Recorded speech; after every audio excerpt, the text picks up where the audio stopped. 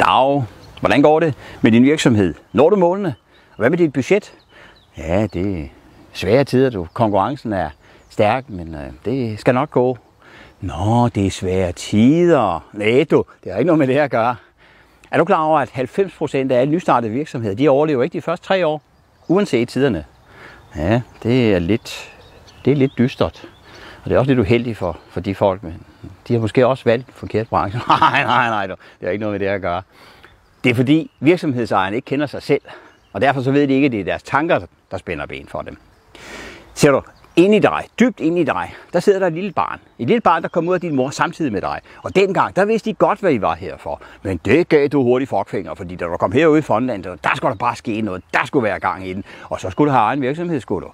Men du glemte bare lige at snakke med det lille barn inde i dig til det med på rådet. Og ved du hvad, det bryder det sig sgu ikke om, du. Og så tager det til gen med og siger, det store drog, vi var jo enige om, hvordan den skulle skæres. Og så piller den lidt ved nogle af alle de der knapper, der er inde i dig. Så læser dine tanker kører i ring, og dine følelser tager kommandoen over dig, og du ikke kommer ud af stedet.